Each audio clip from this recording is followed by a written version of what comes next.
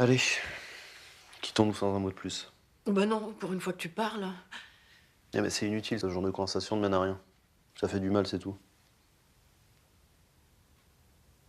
Ah non, me fais pas cette tête-là, je t'en supplie. Bon, je te propose qu'on s'assoie sur le lit 5 minutes, mais sans parler, d'accord?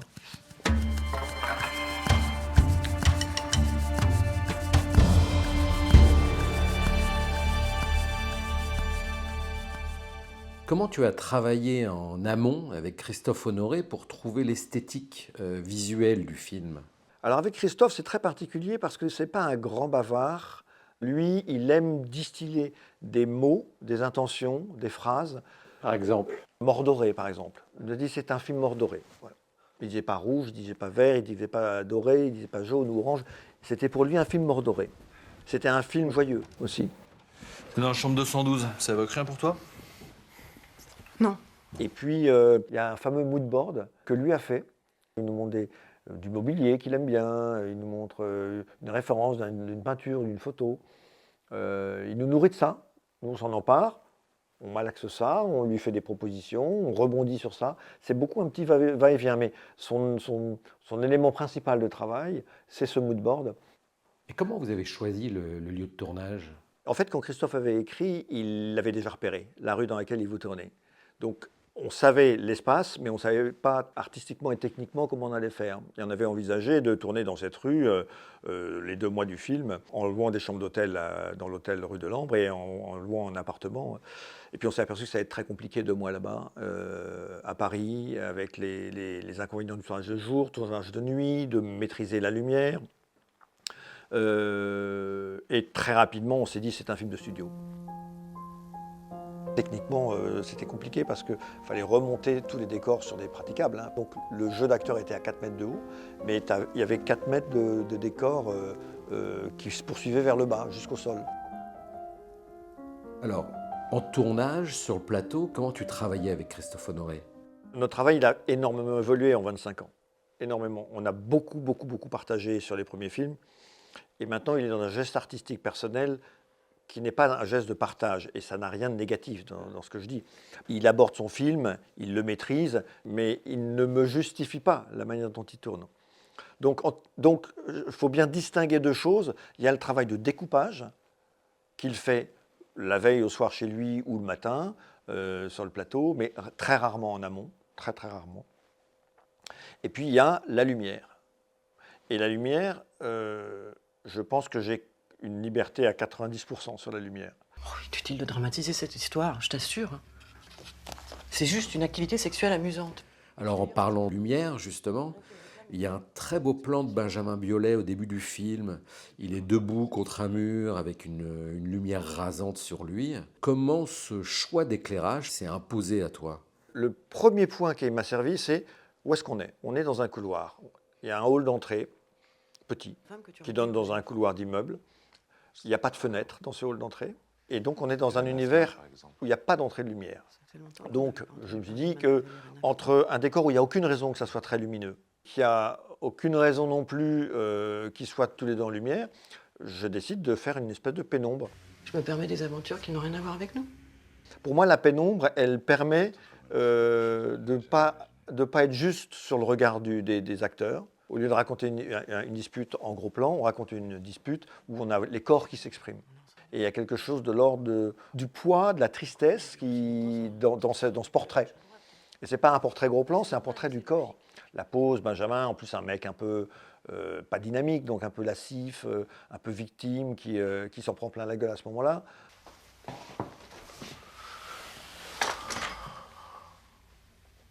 Sauf que moi, je t'ai jamais trompé en 25 ans. Alors c'est drôle que tu parles de cette scène-là parce qu'on l'a retournée. C'était la première scène du film qu'on a tournée. C'était le premier jour. Et en général, sur un film avec Christophe, et souvent avec d'autres réals, on met 3-4 jours à comprendre d'où le film part. On n'est pas tout de suite dans le film. C'est le film qui nous dicte un petit peu ce qu'il est, et non pas nous qui dictons ce qu'il est le film. Alors, qu'est-ce que vous avez changé puisque vous avez retourné cette séquence? Justement, ils étaient côte à côté de l'échelle, et on a retourné des plans. On s'est dit non, il ne faut pas qu'ils soient côte à côte à côté de l'échelle. Il faut qu'il y ait une distance, il faut qu'il y ait un autre espace de jeu pour Benjamin. C'est Christophe qui disait cette scène-là, elle marche pas. On ne retrouve pas ce qui ferait qu'il y a une friction et en même temps une douceur. On n'a pas retourné entièrement, on a fait 2 plans supplémentaires. Ah oui, d'accord.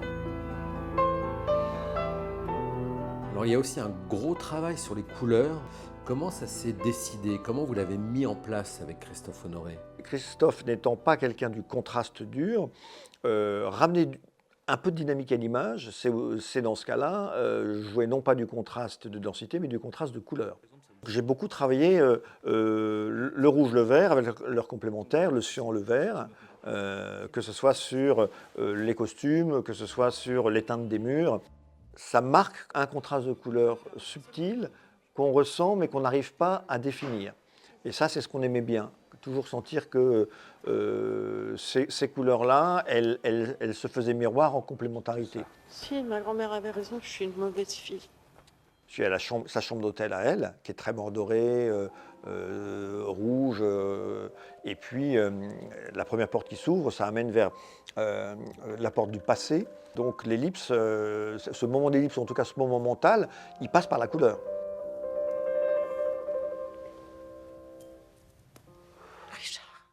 Alors il y a une autre couleur très présente, c'est le rouge orangé du sodium, cette lumière qui vient de la rue. C'était une zone de transition dans le film. Ça passe d'un appartement à l'autre, ça passe d'un espace à l'autre, et cette rue, c'est une espèce de frontière qui passait d'un univers peut-être rêvé ou un univers mental à un univers plus réaliste. Donc c'est ça qui nous amusait aussi, c'est que les 2 espaces qui se faisaient face à face étaient séparés par une rue qui était plus monochromique. Avec le sodium, on fait disparaître les couleurs. On se laisse aussi porter par une intuition générale. Je dirais que notre geste, il est réfléchi, il est pensé, il est analysé, mais on lui laisse toujours une grosse marge d'intuition.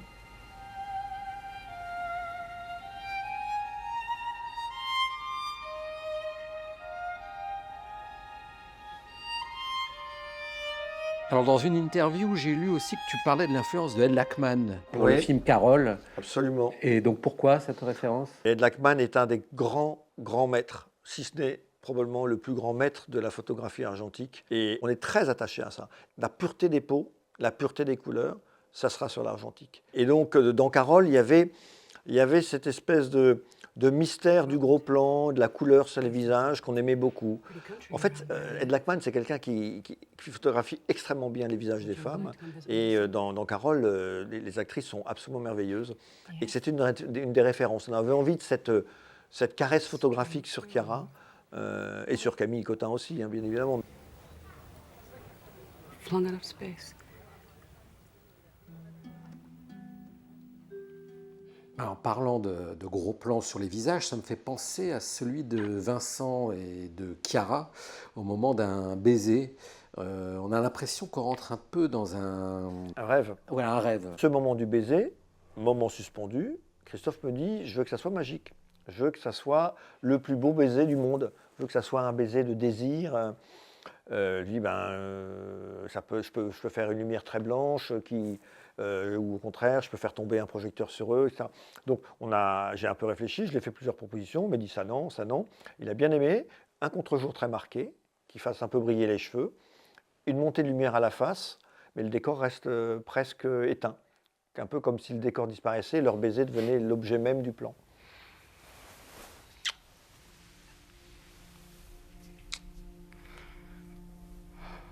Assez souvent, je dirais qu'une fois sur 2, c'est voulu, c'est pensé avant, et une fois sur 2, c'est dit, et si on faisait ça? Tu sais qu'après notre mariage, t'as plus jamais joué du piano. J'ai certainement eu d'autres priorités. Il suffisait que tu te mettes au piano pour que je fonde comme un morceau de sucre dans le thé. Alors parmi les choix réfléchis, enfin j'imagine, il y a des plans en plongée verticale, des top shots.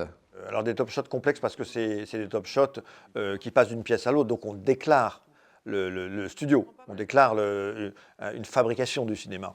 Mais c'est ce qu'il aimait aussi. Dans Mon oncle d'Amérique, il y a beaucoup de ce genre de choses. Et il est très friand de René. C'est l'idée des souris dans les boîtes, hein. C'est vraiment ça, hein, l'expérimentation. Faisons de nos personnages des choses observons-les de haut comme des animaux et tirons des conclusions sur ce qui se passe, c'est quoi l'être humain dans ce genre de situation. Richard, Oui. je suis bien descendue dans l'hôtel en face là, mais c'est pas comme ça que je t'ai retrouvé. Faut pas oublier que c'est un homme de théâtre et qu'au théâtre, on est beaucoup plus dans, je dirais, le non-réalisme, alors qu'au cinéma, on est quand même toujours un peu calé par le réalisme. Alors justement, par rapport à ce non-réalisme-là, il y a un autre très beau plan à partir d'une maquette. D'où vient l'idée et comment tu as procédé techniquement? Il nous a montré un plan référence que je n'ai plus en tête. Il nous a dit, j'aime bien cette idée qu'ils puissent se parler d'amour, ils puissent parler de leur couple, et qu'on laisse l'ambiguïté du début du plan. Dans la rue, comme si on faisait un plan de grue dans la rue, qu'on monte, et puis que tout d'un coup on se disait, oh, mais il y a un truc un poil faux. Qu'au bout de 3 secondes, on dit, il y a un truc faux. Donc il a dit, moi j'aime bien cette idée-là. Je n'ai pas cherché à savoir pourquoi, il m'a dit, j'aime bien, j'ai envie de ce plan-là. Donc il a fallu trouver la bonne solution pour le mettre en place. Et là, il nous laisse libre. Donc on a fait une version où on tourne en une prise, sans truquer, sur un fond noir, avec un immeuble au fond, avec les acteurs qu'on fait apparaître, des allumages et des extinctions de lumière. Mais il y avait un côté un tout petit peu artisanal. Et puis on s'est couvert en faisant le même plan, en répétant le même plan au millimètre près, en faisant le plan que pour la neige au sol, en faisant le plan que pour la neige qui tombe, en faisant le plan que avec les acteurs, en faisant le plan que avec les allumages et les extinctions. Comme c'est exactement le même plan, tout peut se superposer.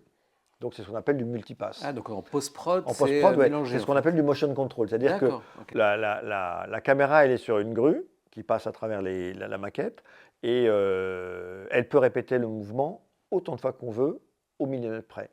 Alors dernière question, à la fin du film, tous les personnages se retrouvent ensemble dans un bar. Comment tu as procédé avec Christophe Honoré pour définir l'esthétique de cette séquence en particulier? Christophe aimait ce décor. C'était un bar qui s'appelle le Rosebud. Et donc, voilà, ça a été son choix. Maintenant, c'est un décor très complexe à éclairer, très difficile. Parce Et que... justement, dans la manière d'éclairer, il y a des choix. Oui, mais c'est des choix, encore une fois, beaucoup portés par mon intuition. D'accord. Où est-ce que je peux mettre une lumière? Sachant que Christophe tourne à 360 degrés, il n'y a rien sur pied. La lumière ne vient pas d'extérieur. Comment je m'accroche? Comment je fais pour impressionner la pellicule qui fait 300 ASA et qui ne fait pas 2000 comme les capteurs numériques? Donc, il y a déjà cette problématique. Comment je fais pour éclairer? Et une fois que je sais comment je fais pour éclairer, comme j'ai envie d'éclairer la scène. Et la scène, j'avais envie de l'éclairer un peu vaporeuse, de la fumée, des contre-jours qui amènent qu'on sente presque comme si tout le monde avait un peu fumé, bu des verres, cette espèce de fin de soirée où les corps se touchent. Donc ça, c'est ta décision, tu n'en as pas discuté Non. en amont Christophe m'a rien dit sur ce Ah bar, ouais. il a dit j'aime bien ce bar-là, voilà, on tourne dedans. Il y a un espace architectural de lumière que je vais lui fabriquer, dont il va s'emparer. Il va me dire, j'ai bien aimé là, cette partie derrière le miroir où tu as mis juste une petite lampe allumée, on peut raconter un couple de loin. Je ne sais même pas où est-ce qu'ils allaient s'asseoir, qu'est-ce qu'ils allaient faire. Hein. Ah oui? Ah non, je ne sais pas. J'ai lu le scénario, il y a le texte, mais je ne sais pas qui va bouger où, qui va faire quoi. Ça m'amène, moi, à un travail assez particulier, c'est que j'avance au plan par plan dans la journée, sans savoir quel est le plan suivant, et peut-être sans savoir que je reviendrai à une place existante du début de journée. Et je n'ai jamais le N+1 du plan. Pour rien vous cacher, c'est extrêmement compliqué. Parce que c'est une méthode de travail où il faut être très léger, c'est très maîtrisé en lumière, et puis il faut aller vite.